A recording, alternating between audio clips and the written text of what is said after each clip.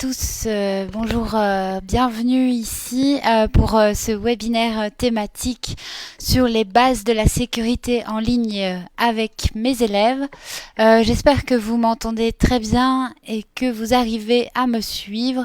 On a un petit temps de décalage avec Facebook, donc voilà, n'hésitez pas à dire dans les commentaires s'il y a un problème de son ou un problème de connexion. Je lis au fur et à mesure et je vous suis en direct. Donc bienvenue à tous dès d'abord.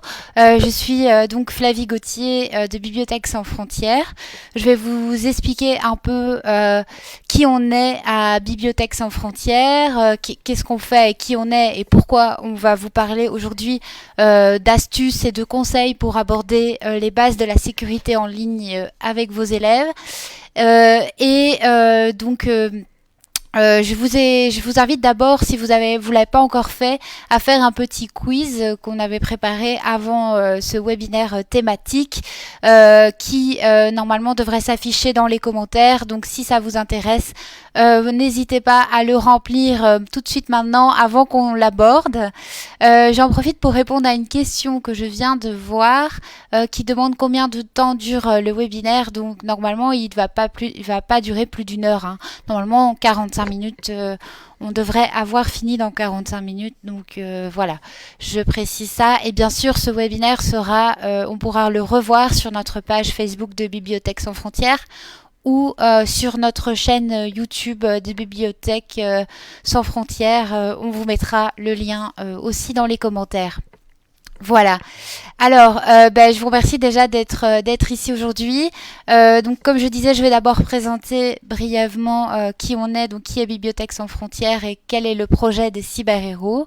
Ensuite, je vous parlerai du petit quiz que nous vous avions invité à faire sur WooClap. Et donc, on verra les résultats de ce petit quiz sur la sécurité en ligne.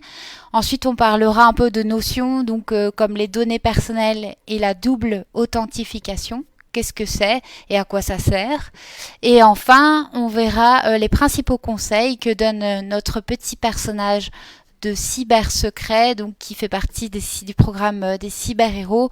Voilà, nous avons des conseils, les conseils principaux sur ces sujets-là, je les aborderai enfin. Et enfin, pour aborder de manière plus concrète les activités à faire en classe avec nos élèves, je vous donnerai un exemple d'activité qui marche très bien, que nous faisons déjà dans les écoles. Et on parlera aussi des différentes ressources qu'on a à disposition sur ces sujets-là avec Bibliothèques sans frontières. Alors, quand je parle des élèves, c'était spécifié dans l'événement, mais j'espère que vous l'avez peut-être pas lu. Donc on parle bien des 8-13 ans, parce que le projet des cyberhéros s'adresse aux 8-13 ans. Donc les fins de primaire et les premières années de secondaire, voilà, nos outils pédagogiques sont plutôt adaptés pour ces tranches d'âge. Et donc c'est pour ça qu'on parle des 8-13 ans. Alors déjà, je vais essayer d'aller dans l'ordre.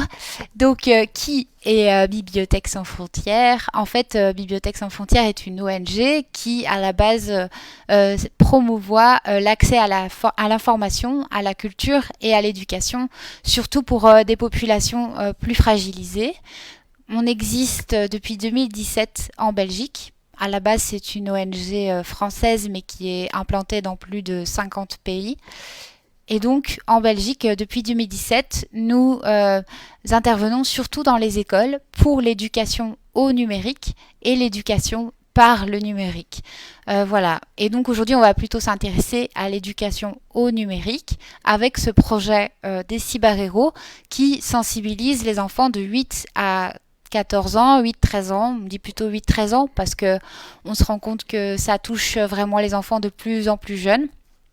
Les enfants qui commencent à avoir un smartphone en fait, ou qui sont connectés régulièrement sur des réseaux ou sur YouTube ou sur des jeux vidéo. Et donc, je bouge un petit peu ma caisse, voilà. Et donc, je disais, ce projet qui touche à peu près les enfants de 8 à 14 ans, on va dans les écoles, on parle auprès des parents, on sensibilise les parents à un usage sûr et critique du numérique et on forme aussi les enseignants avec nos outils outils pour avoir des idées d'activités à faire en classe par rapport à ces thématiques-là.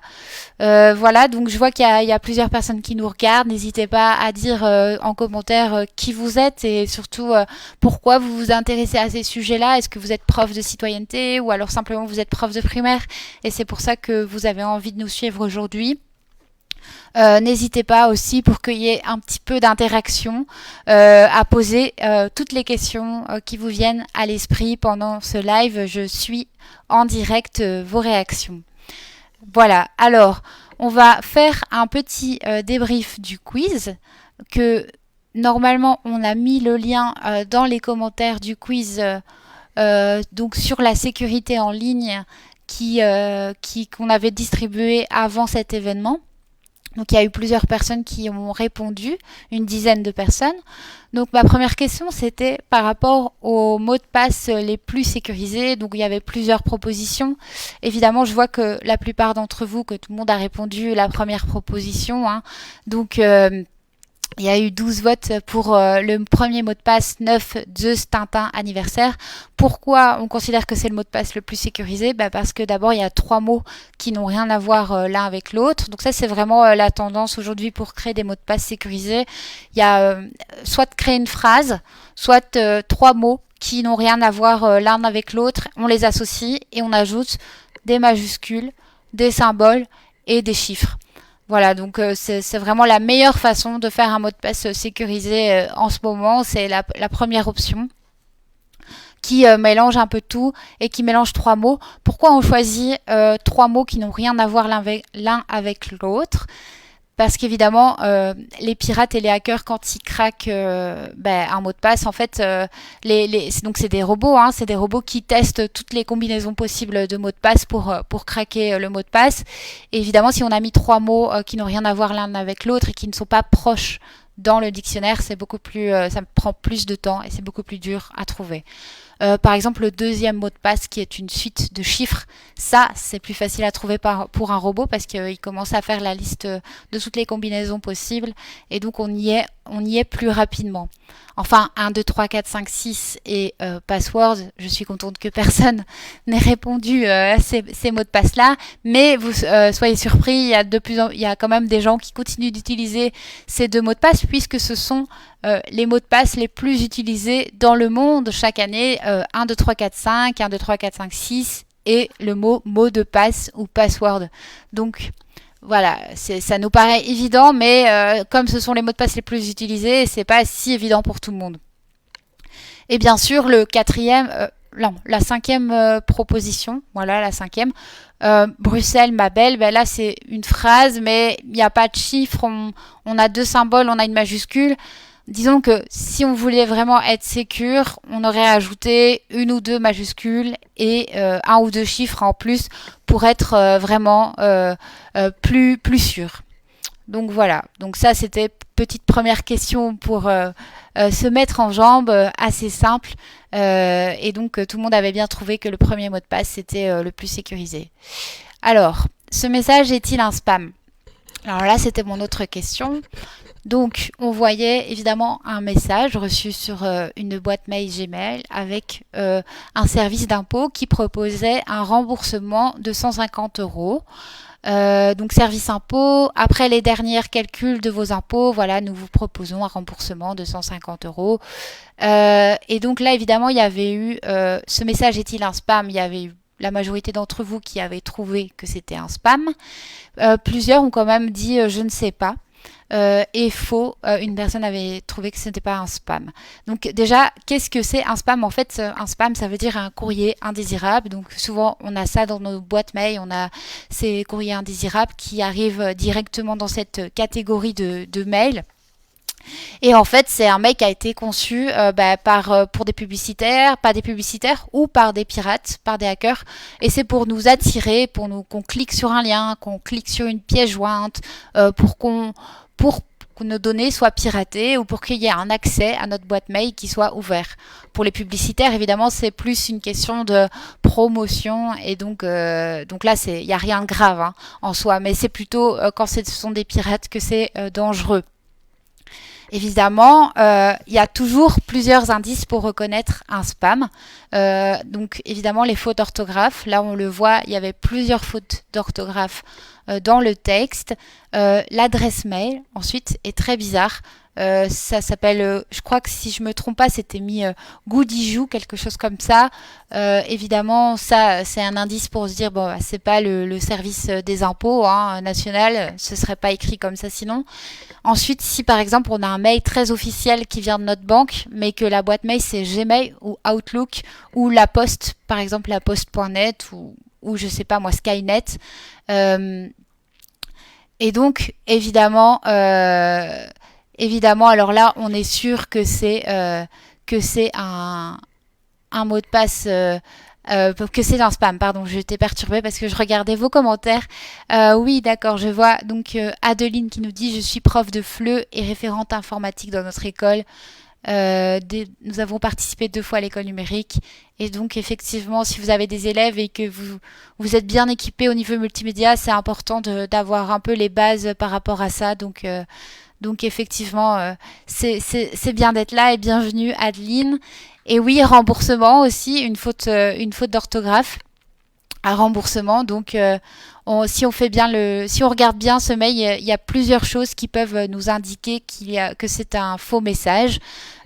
Autre indice très suspect, enfin autre chose qui est très suspecte, c'est le fait qu'on nous propose un remboursement pour nos impôts par la voie d'un mail. Évidemment, ça c'est très bizarre. La plupart du temps, c'est un document courrier qu'on reçoit ou alors sur une boîte informatique sécurisée.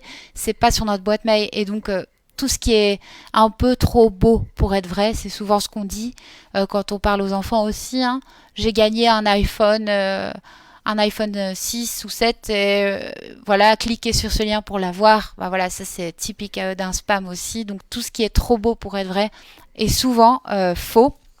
Et donc là, un remboursement des impôts, ça peut être vrai, mais je veux dire, c'est pas dans un mail qu'on va nous l'annoncer. Voilà, donc je regarde s'il y a d'autres indices.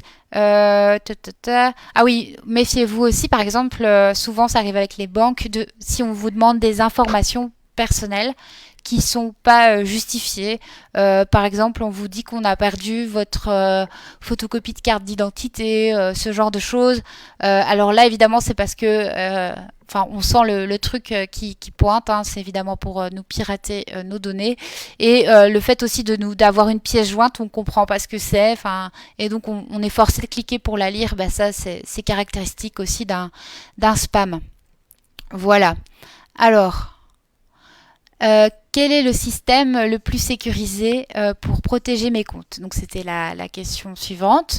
Alors là, je vois qu'il y a eu quand même beaucoup de personnes qui ont mis l'empreinte digitale.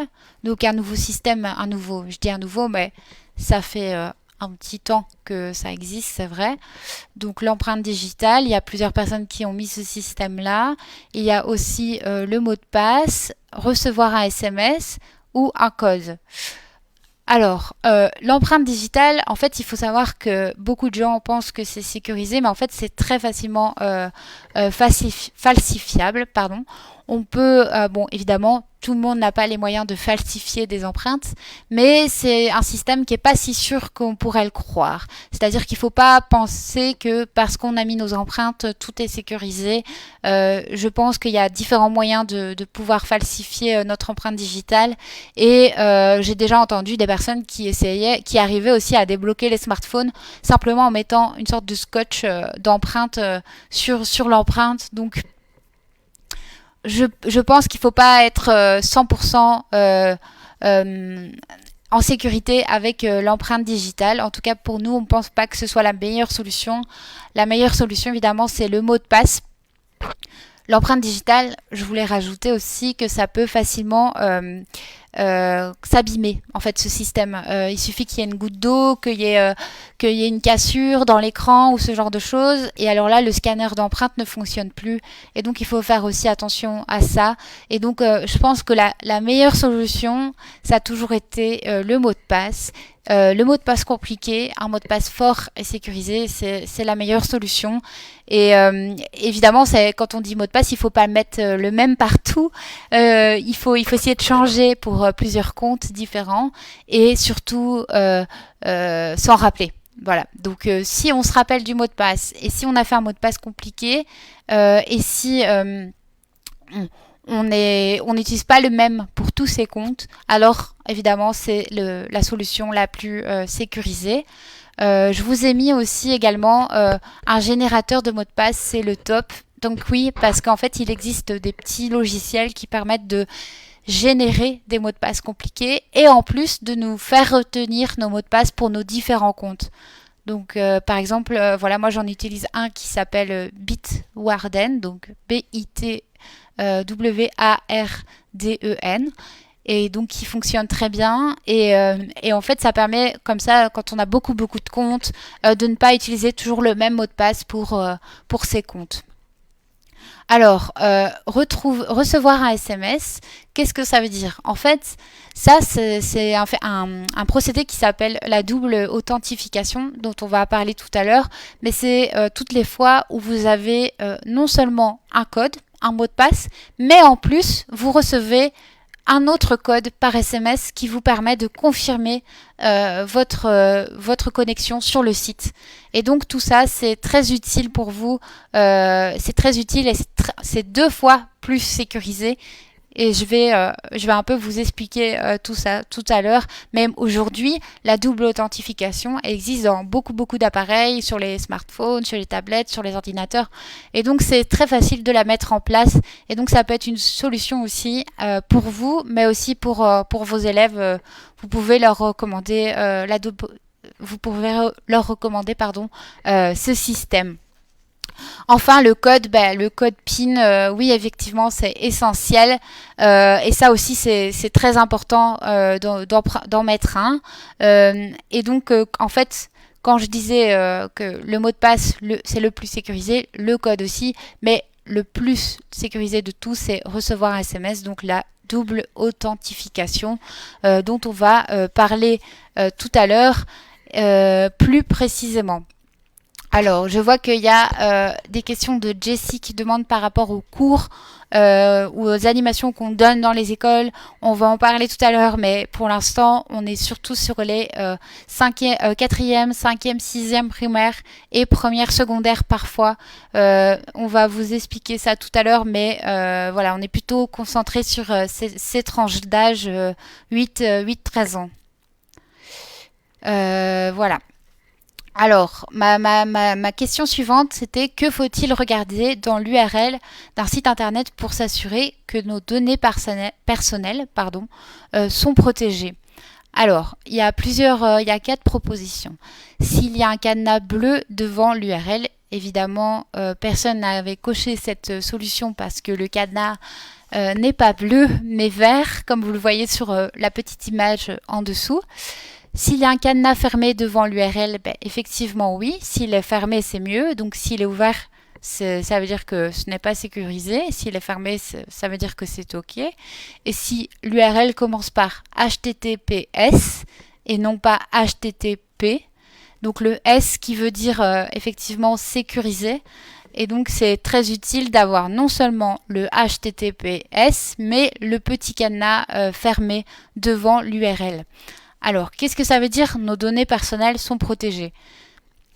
En fait, ça veut dire que la personne qui a construit le site internet est la seule à détenir toutes les informations qui vont être rentrées sur ce site.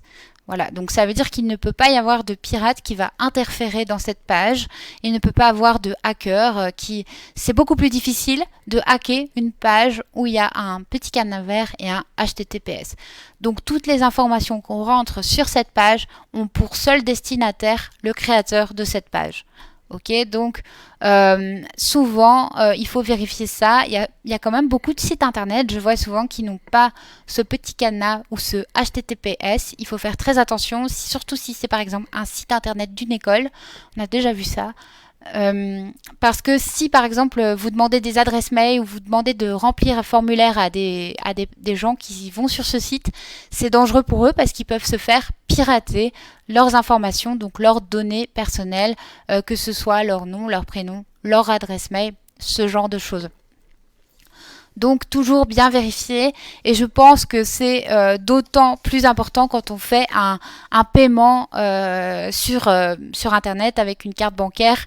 S'il n'y a pas le HTTPS et le cadenas, moi je ne paye jamais, hein. Donc c'est un indispensable pour le faire, ainsi que pour rentrer toute notre adresse, ce genre de choses. Il faut toujours vérifier qu'il y a bien le HTTPS. Voilà. Et donc le www là que vous voyez en dessous, bah non, ça ne suffit pas, évidemment. Ça ne suffit pas à dire que nos données personnelles sont protégées. Alors, j'aimerais aussi apporter une nuance par rapport à ce cadenas et ce HTTPS. En fait, il arrive parfois qu'un site, même s'il a le cadenas et le HTTPS, ne soit pas sécurisé. Qu'est-ce que ça veut dire? Je complique la chose encore plus. En fait, ça veut dire que euh, là, ça nous assure que le propriétaire du site ne reçoit qu'à lui seul les données. Ok? Mais si ce propriétaire du site est malveillant, alors il aura quand même nos données, en fait, même s'il a mis un petit cadenas et un HTTPS. Donc, qu'est-ce que ça veut dire? Ça veut dire que parfois, il y a des sites internet ont le cadenas et le HTTPS, mais ce sont de faux sites internet. Donc, il faut toujours bien vérifier le nom de l'adresse, l'URL, vérifier qu'il n'y a pas de faute d'orthographe dans cette adresse d'URL. Par exemple, nous, on donne souvent comme exemple aux enfants, imaginez, vous allez sur un site qui a l'apparence de Netflix, qui est visuellement c'est la même interface, c'est pareil, les mêmes couleurs. Et en fait, vous vérifiez l'URL et en fait c'est écrit Betflix.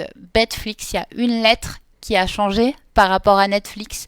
Et donc ça, c'est un faux site, un site miroir, on pourrait dire. Et donc c'est pour ça que c'est important de quand même vérifier l'adresse du site internet, parce que ça peut être un site miroir. On voit souvent ça plus pour les banques. Donc une fausse ING ou une fausse BNP Paribas Fortis, un site qui a été créé pour ressembler mais qui n'est pas celui-ci. Et donc si on vérifie bien l'adresse, on voit qu'il y a une erreur d'orthographe ou il y a une faute dans le nom du site. Voilà. Et donc, il faut bien vérifier que ce petit cadenas soit vert, qu'il y ait le HTTPS et que l'adresse URL soit exacte et qu'il n'y ait pas de faute d'orthographe dans cette adresse. Voilà, voilà. Alors, je continue. Alors, qu'est-ce qu'une donnée personnelle? Alors, qu'est-ce qui n'est pas, une donnée personnelle? Donc, c'était la question suivante. Donc là, il y avait 3 propositions. Il y avait une adresse mail privée, les coordonnées d'une entreprise ou un enregistrement vocal d'une personne. Alors là, évidemment, je vois que la plupart ont voté pour les coordonnées d'une entreprise. Certes, il y a une personne qui a mis une adresse mail privée et une autre personne l'enregistrement vocal d'une personne. Alors oui, non, effectivement, c'était bien les coordonnées d'une entreprise qui n'est pas une donnée personnelle, parce que ça renvoie à une société, donc à une société privée, mais qui n'est pas personnelle. Donc c'est les coordonnées d'une société, donc ce n'est pas une donnée personnelle. L'adresse mail privée, oui, c'en est une. Et l'enregistrement vocal d'une personne, effectivement, c'en est une aussi. Alors, pour être plus précis... Ah, alors attendez, je vais... ah mince, j'avais préparé un slide sur les données personnelles, mais c'est pas grave, je vais vous l'expliquer à l'oral. Donc, pour être plus précis, la donnée personnelle, qu'est-ce que c'est? En fait, c'est toute information qui se rapporte à une personne physique identifiée et identifiable. Et donc, ça, c'est une définition de la CNIL, donc la Commission nationale de l'informatique et des libertés en France.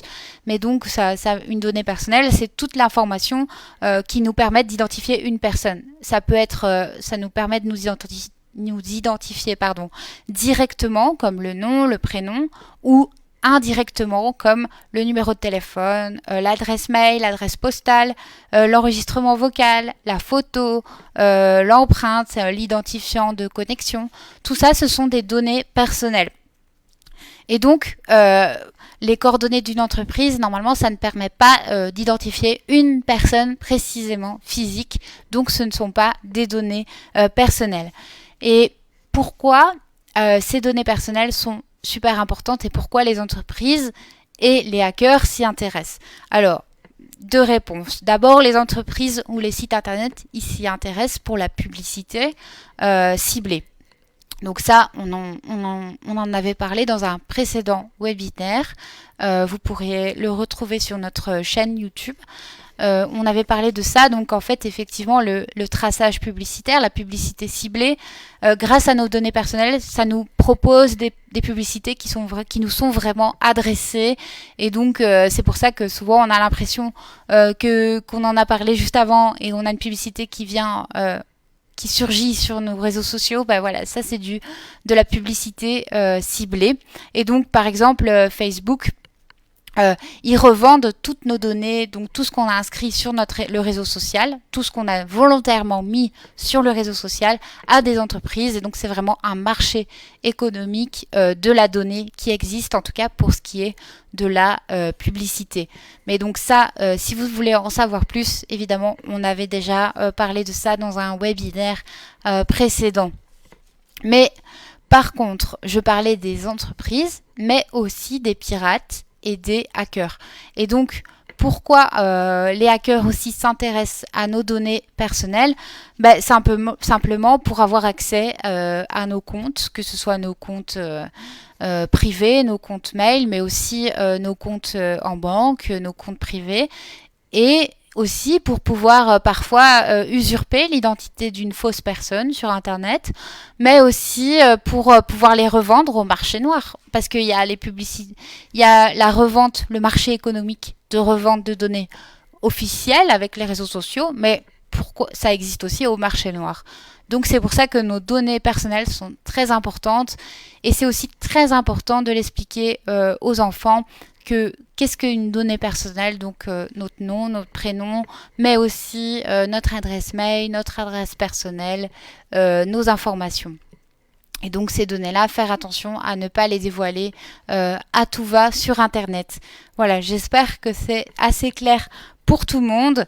Et c'est pour ça qu'aujourd'hui, on parle vraiment des mots de passe. C'est parce que c'est important de sécuriser ces données personnelles avec des bons mots de passe forts. C'est le cœur du souci. Donc, c'est le craquage de nos mots de passe pour avoir accès à ces données. Donc, on pourrait dire que nos données personnelles sont le trésor, la chose recherchée, en fait, par les hackers et par les pirates sur Internet.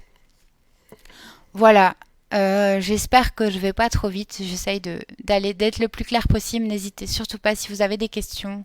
Je vois qu'il n'y en a pas, donc je poursuis.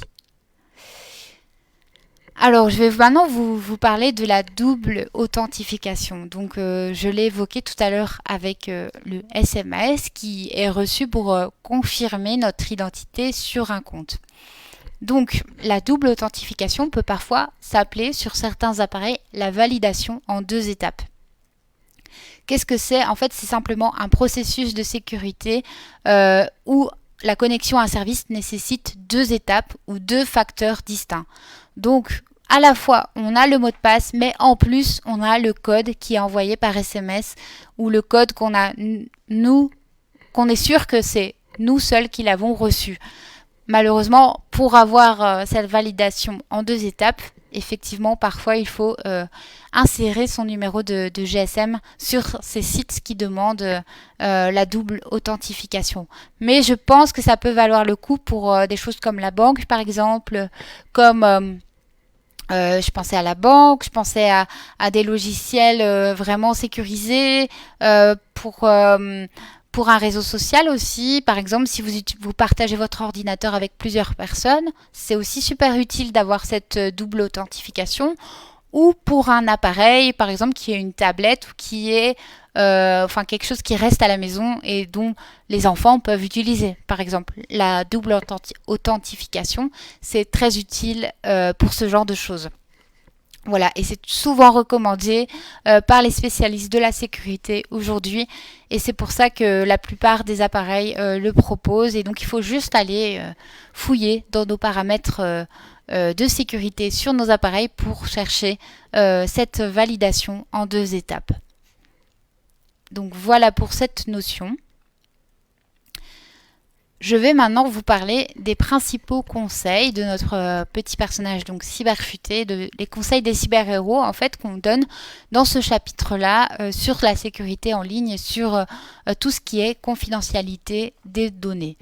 Alors, il y a 6 conseils qu'on donne. Donc, le premier, c'est vraiment de paramétrer un mot de passe solide, un mot de passe fort, dont on a vu tout à l'heure comment le construire. Une bonne méthode, si on veut s'en rappeler, c'est de toujours on peut prendre le même mot de passe pour chaque compte, mais on change par exemple les deux initiales ou 2 chiffres pour chaque compte. Donc on peut prendre par exemple les 2 initiales de Facebook, FB pour Facebook, et on les ajoute quelque part dans le mot de passe. Quand on se connecte sur Instagram, on prend les 2 initiales IN sur notre passe et on les met par exemple à la fin ou au milieu du mot de passe. Quand on se connecte sur Gmail, on met GM et on les met à la fin du mot de passe ou au milieu ou au début comme on le souhaite. Donc ça, c'est un petit conseil pour pouvoir utiliser le même mot de passe sur plusieurs comptes, même si je vous rappelle que c'est fortement recommandé de changer de mot de passe pour chaque compte. Et donc, comme je disais tout à l'heure, peut-être un générateur de mot de passe peut être une solution. Mais en tout cas, la base de base, c'est vraiment de mettre plus de 8 caractères, des chiffres, des majuscules, des minuscules et des symboles. Ensuite, pour que les mots de passe soient confidentiels, évidemment, ne les donner à personne. Ça, c'est vraiment un conseil qu'on insiste auprès des enfants. Donc, on évite d'écrire nos mots de passe sur des papiers et voilà, on nous permet aussi de... Enfin voilà, on essaie de trouver des petits moyens mémotechniques pour se rappeler de son mot de passe en faisant une phrase ou ce genre de choses. Comme ça, on n'a pas besoin de l'écrire sur un papier. Donc là, ce sont nos conseils pour un mot de passe fort qu'on répète souvent dans les classes. C'est basique, mais ça vaut le coup d'insister sur ça parce qu'il y a encore beaucoup d'enfants qui ne mettent 1, 2, 3, 4, 5 comme mot de passe ou alors simplement qui mettent leur date de naissance. Ça arrive souvent. Donc voilà, c'est toujours bon de le rappeler et surtout de le changer régulièrement. Donc on dit tous les 6 mois, en moyenne. Voilà. Alors notre deuxième conseil cyber secret, c'est d'installer un antivirus sur tous vos appareils. Donc pourquoi essentiel? Parce que simplement les ordinateurs aujourd'hui sont assaillis de demandes, de spam, de courriers indésirables, de choses qui pourraient pirater notre ordinateur, etc. Donc la base de base, c'est vraiment d'installer un antivirus sur tous nos appareils. Il y en a plusieurs qui existent, il y en a beaucoup qui sont payants, mais il y a aussi des versions gratuites. Donc je vous recommande de chercher des antivirus pour vos appareils. Il y a plusieurs sur internet, vous trouverez plusieurs comparatifs de ces antivirus. C'est important de l'installer aussi sur son smartphone parce que souvent on y pense sur l'ordinateur parce que ça va de soi, mais sur un smartphone on n'y pense pas toujours. Mais donc important de l'avoir aussi sur son smartphone et de le mettre aussi à jour régulièrement. Voilà. Alors, troisième conseil de notre ami cybersecret, c'est de naviguer sur des sites fiables. Comment on sait? C'est ce que j'expliquais tout à l'heure avec le petit cadenas vert fermé, le HTTPS et bien vérifier l'URL sur laquelle on est. Donc déjà, ça c'est aussi une base pour un conseil sur la sécurité en ligne, c'est de naviguer sur des sites qui sont fiables. On est sûr que ça fonctionne mieux comme ça. Et donc voilà, ça c'est toujours utile de le revoir aussi avec les enfants parce que bien souvent, certains savent le petit cadenas mais ne savent pas le HTTPS ou alors l'inverse. Et donc voilà.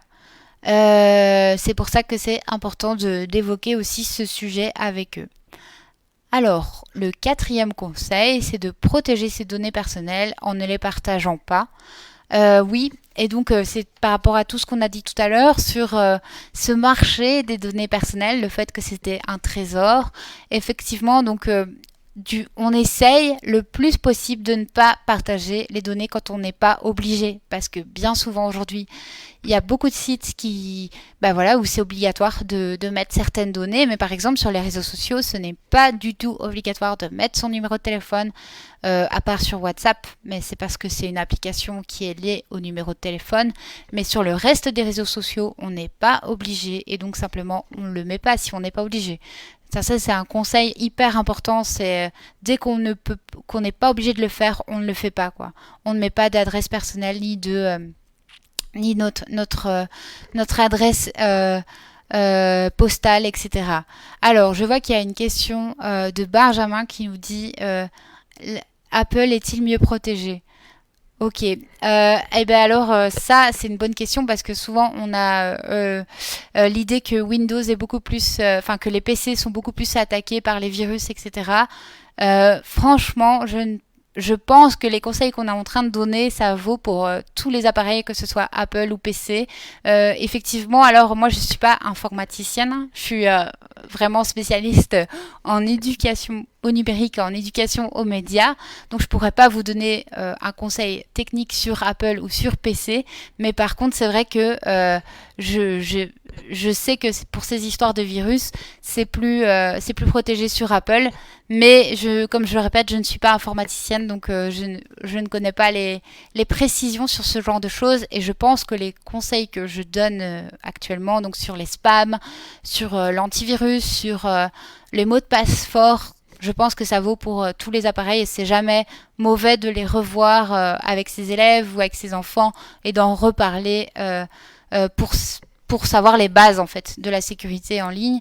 Ça peut être aussi avec des adultes. En fait, je parle beaucoup des enfants, mais c'est pour certains adultes aussi, c'est les bases à revoir et on fait ça aussi avec Bibliothèques sans frontières. On a des cours aussi pour les seniors et aussi pour les adultes plus âgés. Et donc, oui, ces conseils, je pense que ça vaut pour tous les appareils. Voilà, je n'ai pas vraiment répondu à ta question, mais je m'excuse. Mais comme je disais, je ne suis pas informaticienne, plutôt experte en éducation au numérique.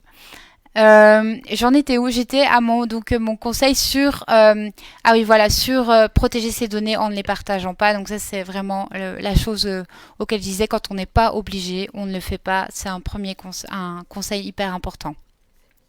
Enfin, ne pas répondre aux mails suspicieux.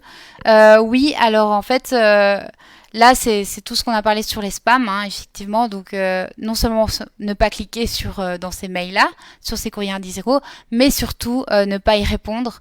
Ça peut paraître évident, mais parfois on est tenté de renvoyer un message en disant mais qu'est-ce que c'est, qu'est-ce que vous me dites, ou ce genre de choses. En fait, il faut juste pas y répondre parce que ça peut être aussi une porte d'entrée sur vos appareils et sur vos ordinateurs, le fait que vous ayez répondu à ce message. Donc surtout ne pas y répondre. Enfin, privilégier les réseaux Wi-Fi sécurisés. Qu'est-ce que ça veut dire? Bah, ça veut dire simplement qu'on essaye de se connecter sur des Wi-Fi qui ne sont pas partagés. En tout cas, pas pour faire des transactions importantes. Donc ça veut dire pas pour aller voir ses comptes bancaires. On essaye de pas aller sur un Wi-Fi partagé. Donc ça veut dire dans les endroits publics, dans les bibliothèques, médiathèques, etc. On essaye de pas se connecter au Wi-Fi en allant sur sa banque dans ces endroits-là, ou alors pour aller faire un achat sur Internet ou ce genre de choses. Voilà, moi je dis toujours, dans ces cas-là, il faut mieux aller sur le Wi-Fi personnel de son domicile, ou alors à la limite une école, je sais pas. Ça dépend un peu du réseau sécurisé de votre école, mais j'aurais tendance à dire qu'il faut mieux le faire chez soi. Euh, Ce genre de choses. Voilà. Oui, les Wi-Fi partagés égale danger. Exactement, Jessie, je vois ton message. Super, donc voilà, je relis vite. Oui, je pense que j'ai tout vu. Donc voici nos conseils, les principaux conseils qu'on donne, en tout cas aussi aux enfants, mais aussi aux adultes, pour les bases de la sécurité en ligne, nos petits conseils de cybersecret. Alors, euh, Maintenant, je vais vous parler d'une activité qu'on propose aux enseignants qui s'appelle créer un mot de passe sécurisé. Donc, comme je disais tout à l'heure, ça peut s'adresser à la fois aux 5e, 6e primaires, mais aussi aux premières secondaires, même si j'aurais tendance à dire qu'aujourd'hui, les premières secondaires sont assez instruits pour ce jeu. Enfin, ils savent déjà beaucoup sur le mot de passe, mais ça vaut toujours le coup de revoir les bases de la sécurité en ligne au cas où. Donc voilà. Donc peut-être ils sauront déjà, mais au cas où, voilà, ça vaut le coup de revoir ces bases-là. Donc c'est une activité qui est disponible gratuitement, hein, qu'on a dans notre dossier pédagogique. Ma collègue va vous mettre le lien dans les commentaires, un dossier pédagogique des cyber-héros qui est gratuit et qui est téléchargeable en PDF. Et donc, l'objectif de cette activité, c'est vraiment de découvrir comment créer un mot de passe fort et sécurisé et comment gérer la confidentialité de ce mot de passe avec vos élèves. Donc, c'est une activité qui peut se faire sans avoir aucun appareil connecté sur place. Ça dépend un peu de ce que vous avez en classe, mais ça peut se faire sans connexion. Donc, comment ça se passe? En fait, au début, il y a une petite discussion qui commence avec les élèves. Donc, on peut discuter avec eux sur, tiens, à votre avis, d'après vous, quels sont les conseils pour créer un bon mot de passe? Qu'est-ce qu'est un bon mot de passe selon vous? Qu'est-ce que vous utilisez comme mot de passe d'habitude? Quelles sont d'après vous les choses à ne pas faire? Et alors, on peut aussi leur parler, par exemple, des mots de passe qui sont les plus utilisés dans le monde, comme je vous disais tout à l'heure, le 1, 2, 3, 4, 5, 6, ou le mot de passe, mot de passe. On peut aussi demander, tiens, qui parmi vous a mis sa date de naissance en mot de passe en introduction? Alors là, il y en a au moins un tiers qui lève la main, ce genre de choses. Donc ça peut être une entrée en matière pour commencer l'activité, donc une discussion sur les conseils et les astuces de mots de passe. Ensuite, l'activité propose de faire 2 équipes dans la classe et de leur faire réfléchir à un mot de passe le plus sécurisé. Et alors après, on essaye de faire, ils vont l'écrire au tableau et alors il faut voter pour le mot de passe le plus sécurisé des 2 équipes. Donc ça, c'est une solution d'activité un peu marrante, un peu drôle. On peut aussi faire un pendu de mots de passe. Donc là, on leur demande d'aller mettre comme un pendu les lettres, le nombre de caractères, de lettres ou de chiffres de leur mot de passe. Et alors la première équipe qui a deviné le mot de passe de l'autre a gagné. Donc la première équipe qui a craqué le mot de passe de l'autre a gagné. Donc ça peut être aussi un jeu intéressant pour voir quels sont les mots de passe qui ont été choisis et voir quelle équipe a été la plus forte. Enfin voilà, c'est vraiment pour sensibiliser les enfants et aussi voir parfois qu'il y a les règles de base c'est jamais mauvais de les rappeler. Donc voilà, ça peut être une manière assez ludique d'entrer en matière. Donc voilà pour cette activité qui, à mon avis, prend pas plus de 50 minutes. Ça dépend un peu de la discussion aussi avec eux.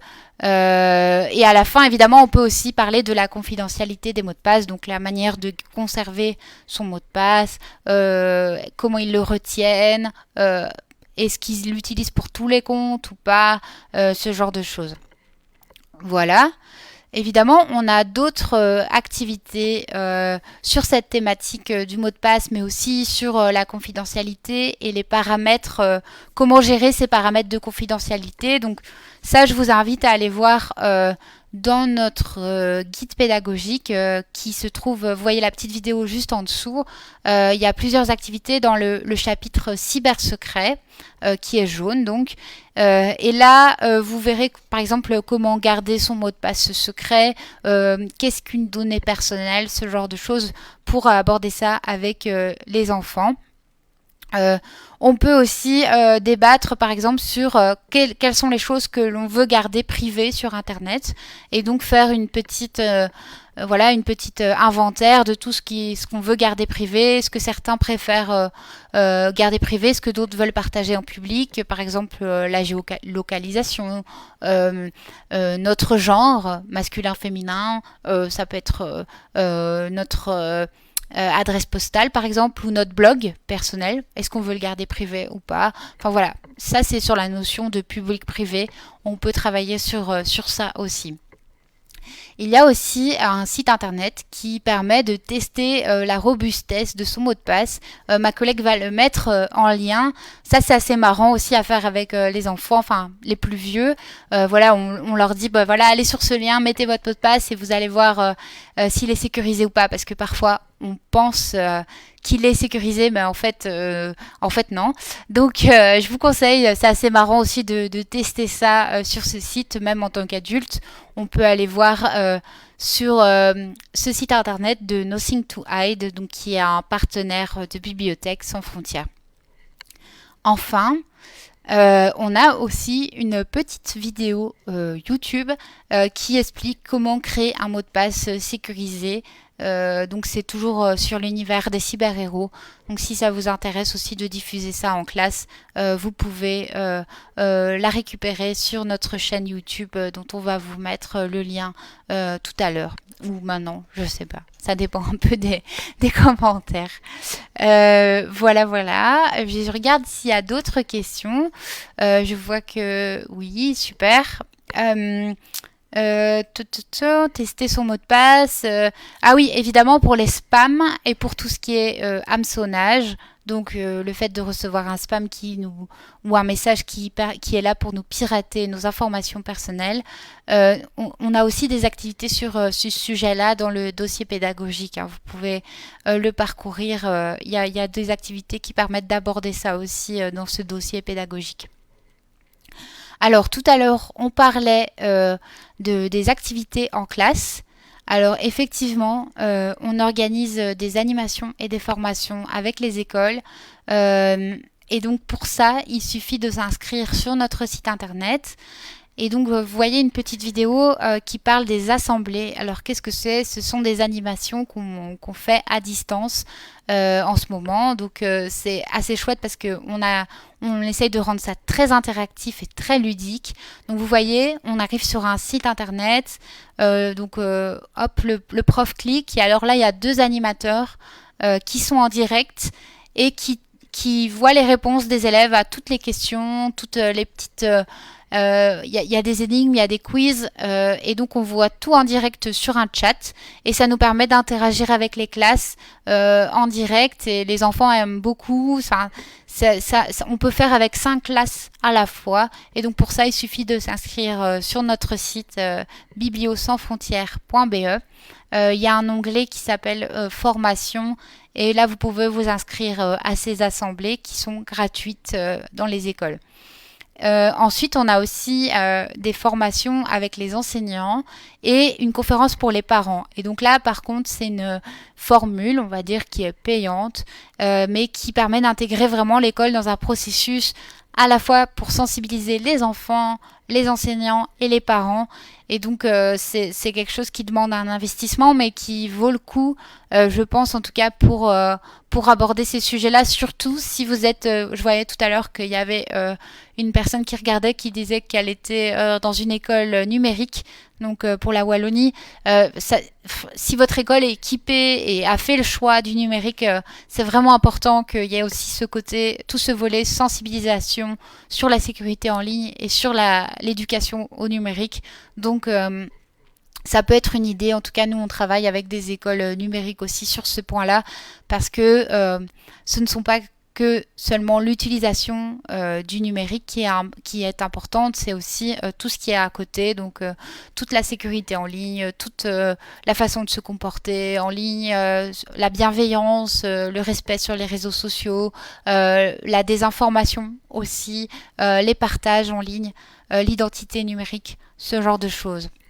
Donc les cyber-héros abordent vraiment tous ces thèmes-là avec vous. Voilà. Écoutez, voilà, je pense que j'ai fini en tout cas de vous parler de tout ça.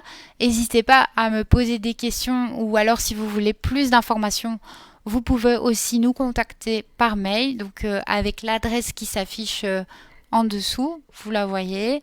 Donc n'hésitez pas à nous contacter pour avoir des infos, pour savoir, voilà, si vous êtes intéressé aussi. On fera un prochain webinaire sur une autre thématique des cyberhéros qui est le cyberharcèlement, donc la prévention du cyberharcèlement, le respect et la bienveillance sur les réseaux sociaux, comment en parler à l'école. Donc là, c'est surtout aussi avec les élèves. Et donc, on parlera de tout ça. Donc la prochaine date, c'est le 5 mai. Parce que on voulait le faire en avril, mais avec les vacances scolaires, ce n'est pas possible. Donc n'hésitez pas à le suivre pour simplement être au courant de l'événement. Il faudra suivre notre page Facebook Bibliothèque sans frontières Belgique. Et là, vous verrez les infos pour ce prochain webinaire le 5 mai. Sachez aussi que on organise aussi des webinaires avec la Ligue des familles, donc là plus en soirée et c'est plus pour s'adresser aux parents. Et donc ça, le prochain est le 11 mai.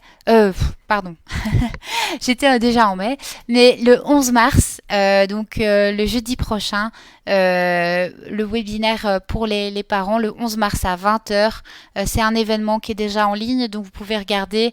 Et donc là, on abordera, si je me trompe pas, les recherches sécurisées sur Internet, donc la recherche sur Internet et les partages de contenu, la recherche de contenu et les partages de contenu. Et donc là, c'est vraiment destiné aussi aux parents à 20h le jeudi 11 mars. Comment s'inscrire pour le 5 mai? Je vois Jessie qui demande. En fait, si tu suis la page Facebook de Bibliothèque sans frontières, l'événement devrait apparaître. Normalement, tu devrais être informé dès que l'événement sera en ligne. De toute façon, au pire des cas, tu peux nous envoyer un message et on t'enverra le lien pour l'événement du 5 mai qui sera aussi à 16h. Voilà, voilà. Et pour revoir tous ces webinaires qu'on fait, évidemment, on a notre chaîne Facebook, notre playlist Facebook. Je ne sais pas si elle a déjà été partagée. Je regarde en même temps. Oui, voilà. Voilà, donc notre chaîne Facebook, là, vous pouvez retrouver toutes les thématiques qu'on a abordées sans problème et tous les webinaires. Je vous remercie beaucoup d'avoir participé. Et ben, je vous souhaite une bonne fin d'après-midi et à bientôt. Et merci à vous. Bonne fin de journée. Au revoir.